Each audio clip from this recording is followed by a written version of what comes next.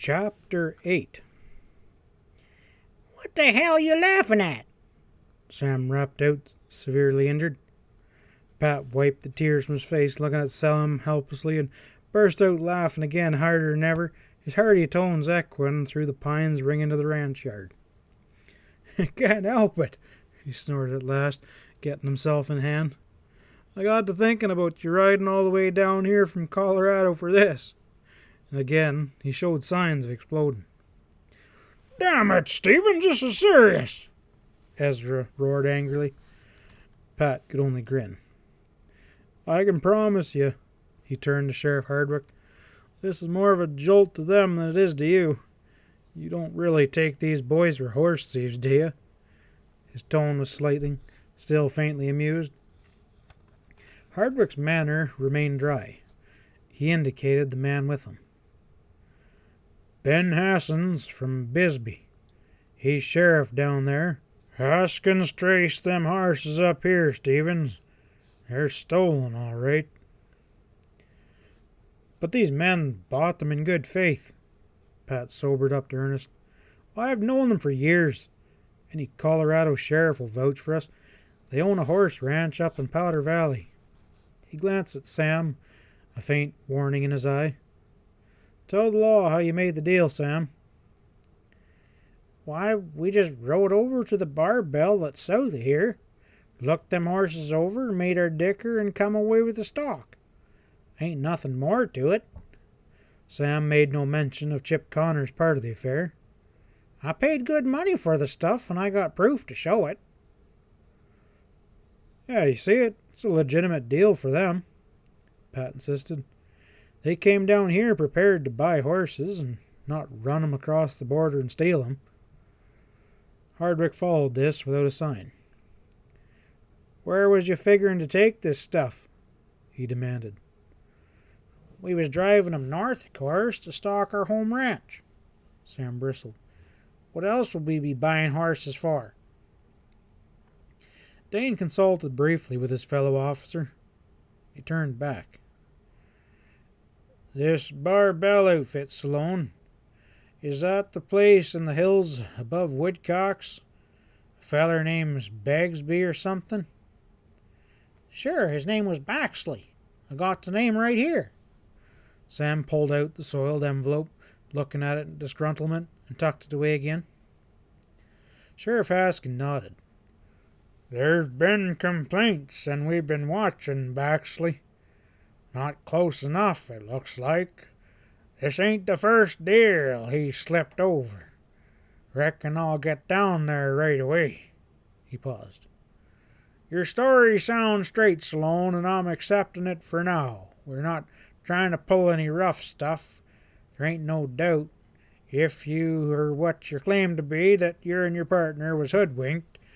This ain't ending here, you can have bet, though.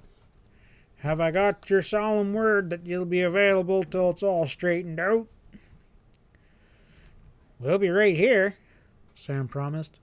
"But them horses ain't going nowhere till it's settled. We got us a bill of sale for 'em, and we ain't letting go of 'em till someone shows a better proof of ownership." Strangely enough, his rather unusual stand only strengthened his stories in the eyes of the lawman. Elected as they were by Arizona stockmen, they were far less concerned over the return of some stolen horses to their Mexican owner than over the apprehension of the men that was directly responsible for their theft. Sheriff Haskin hesitated.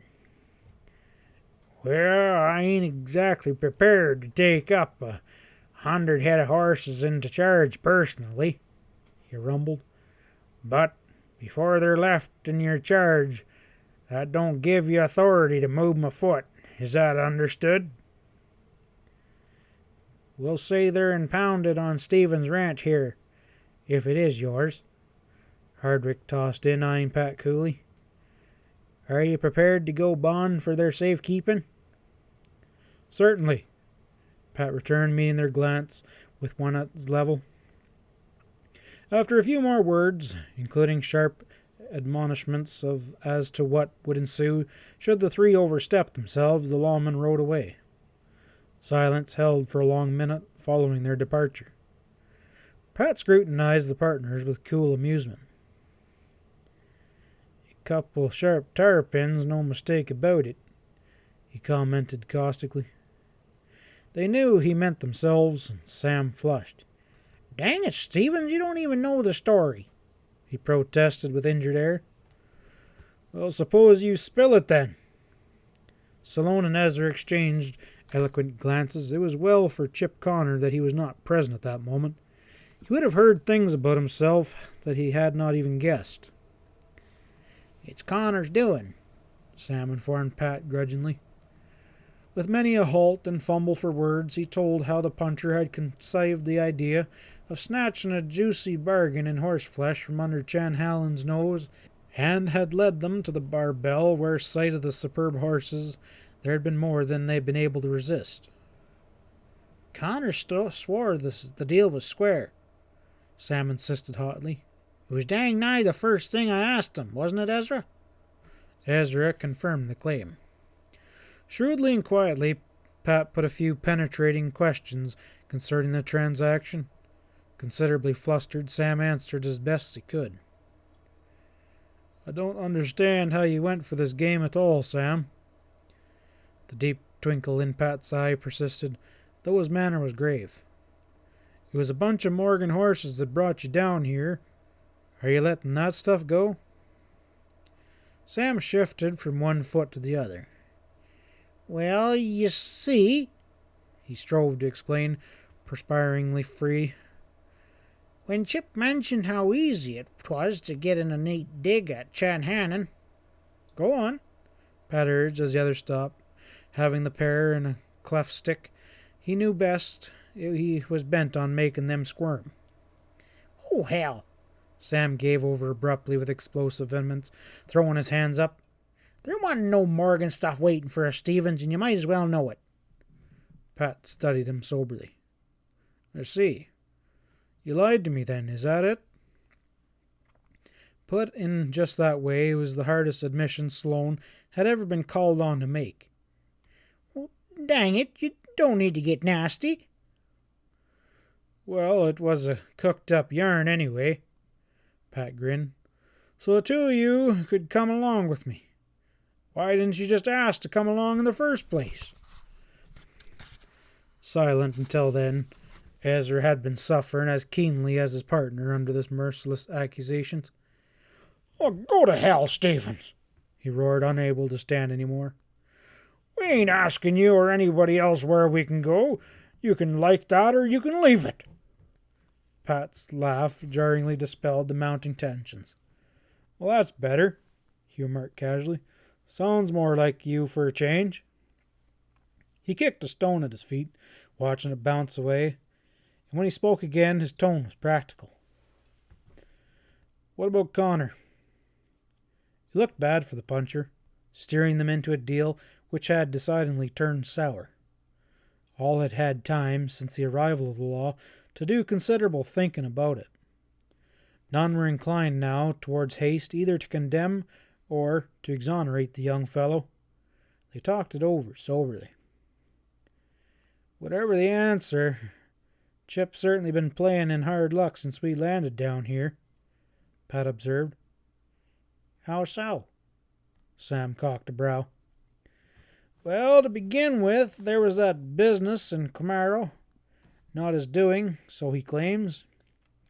Then he failed to meet us in El Castro. He forgot, or else he was busy. Hanlon accused him of beefing H&M cattle. A lie, he says. Then Ace Kangle smears him for it. Kangle got killed, and Chip happens to be out of town, about the only piece of luck he's had, if it was luck. Finally, he persuades you two to latch upon a bunch of stolen horses. It's not. Pat concluded studiously, as if striving to sum matters up in his own mind.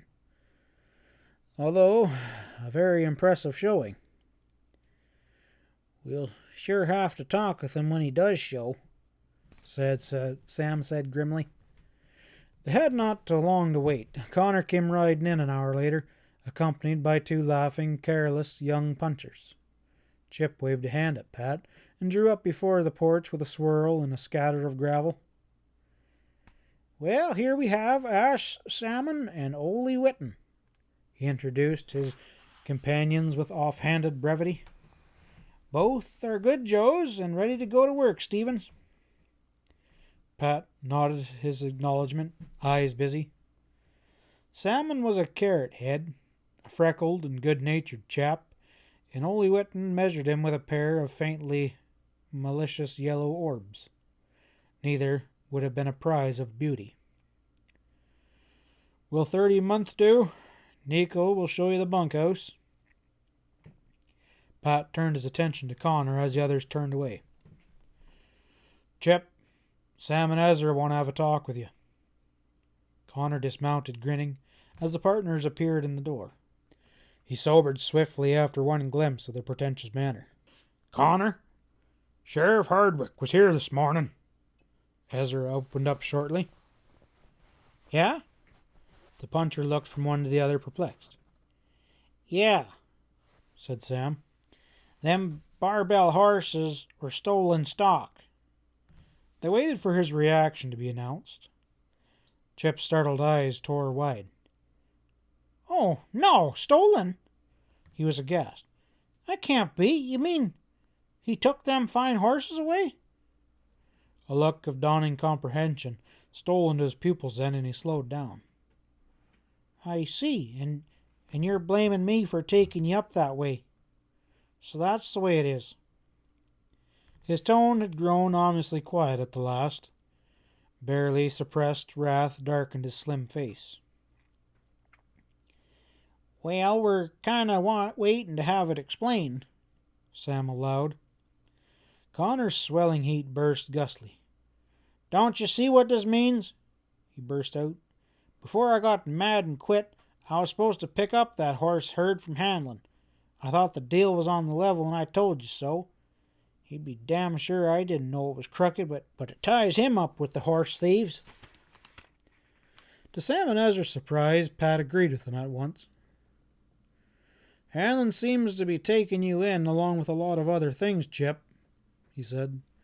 This business of the ranch deed has removed any doubt of Hanlon's crookedness. I don't believe you'd stuck as long as you did if you'd guessed the truth. All the same, he went on levelly, you better lay low for a while.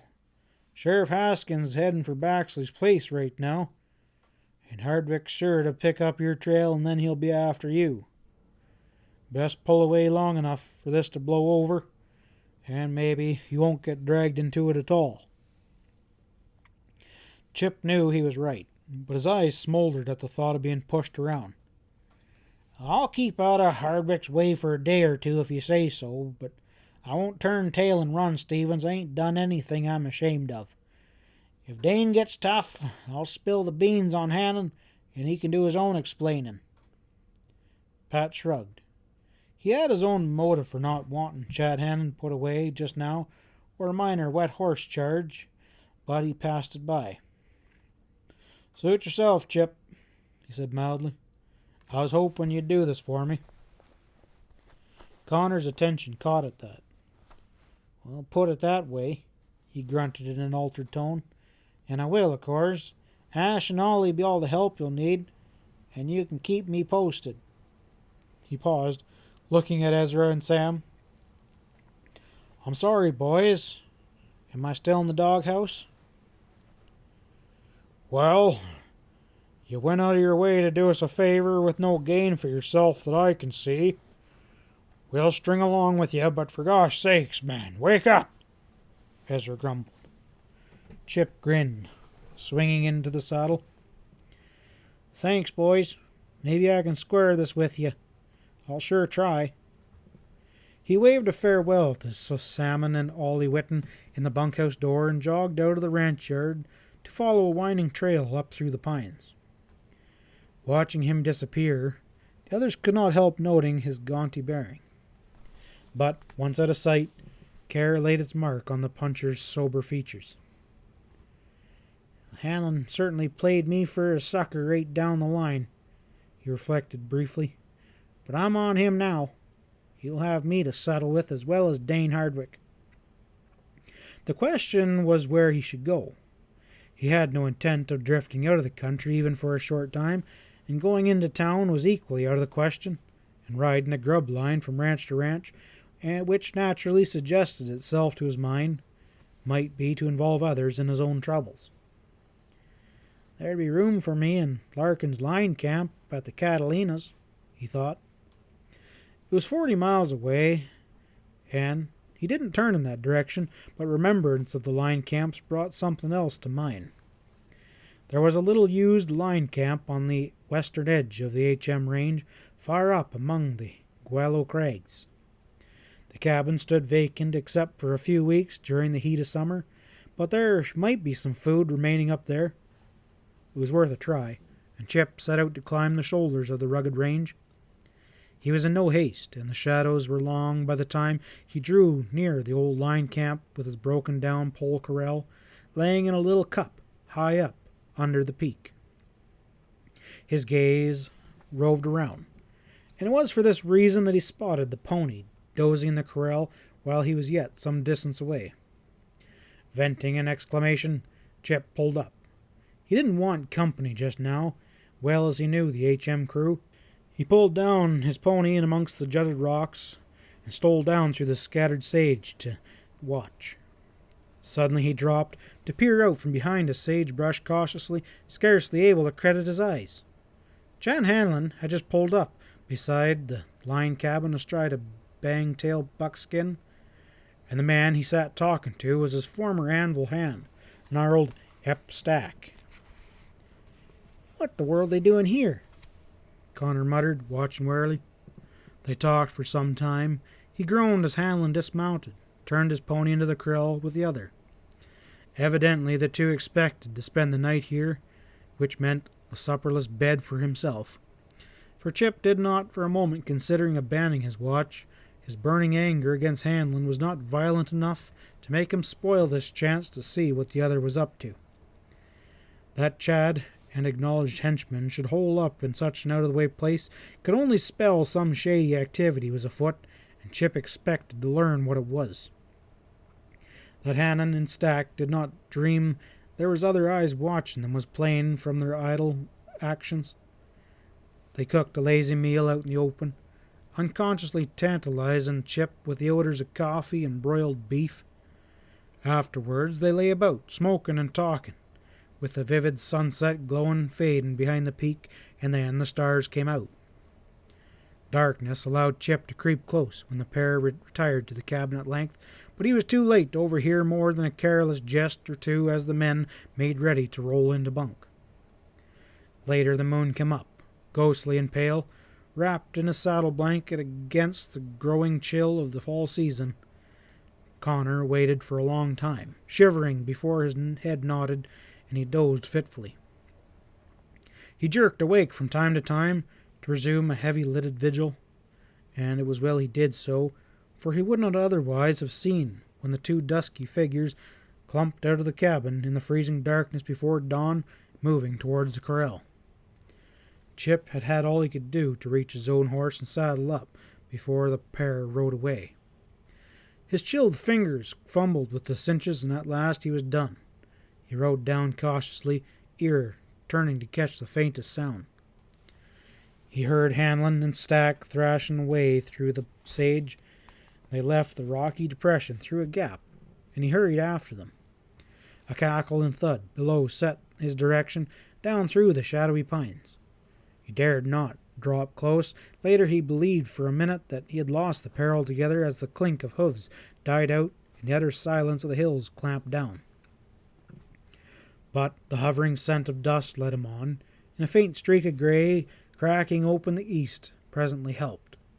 20 minutes later, keeping the distant pair in sight without further difficulty, Chip awoke to the fact that they were heading directly towards the anvil, riding purposefully, moreover, like men in a driving haste. Not till they were fairly on range of the anvil, and no great distance from the ranch itself, did they slacken pace, and then it was only to seek an easy ascent for the horses up the Pine Grove rocky ridge immediately overlooking the ranch buildings. Dawn light was just beginning to pour strongly down through the thick sweep of pines on every slope. What in the dickens is the play? Connor asked himself in growing puzzlement. He had his answer a moment later when the slap and crash of a rifle sprang out with sudden abruptness on the still air. It came from near at hand. It was followed by a second, which seemed to echo from another point, and, a moment later, a third, smashing reverberated came. Throwing himself into the saddle, Chip hastily clambered up the last few yards to the crest of the ridge, and, cautiously parting the gnarled pinions, he peered out and down. As he expected, the anvil lay directly below, but as the whack of the rifle's concealment on the heights here continued to crash out, there was absolutely no sign of life down there in the open. Then Connor saw a puff of smoke from the ranch house window, and an answering shot cracked up from below. Chip understood then completely. "That's Pat and the boys," he ejected breathlessly. "Hanlon and Stack's got him pinned in there, and they're trying to finish him off." Still the rifles blazed from the high safety of the rocky ridge. A faint ricochet whined as a slug glanced off some metal object down there. Connor could stand no more. Whipping his gun from the scabbard, he burst out down running along the narrow crest, dodging the pine snags which clawed his face, and tearing through the underbrambles. His glance raked the underbrush without diminishing his speed. Glancing a glint of polished metal, he blazed away at almost point-blank range. A hulking figure burst out of the foliage, stumbling, plunging wildly and blindly down the slope. It was Chad Hanlon, and Chip sent another bullet smashing after him, and he heard an agitated crackling ahead and fired a third time. "Damn you! This'll queer your rotten game," he cried, running forward and firing rapidly at the shadowy figure's movements. Horses' hooves thudded wildly as Chad's confederates swarmed into the shell. Chad's hammer clicked on an empty cartridge. He halted, listening to Hanlon and Stack race down the slope, the branches crashing wildly before their precipitous flight. End of Chapter 8.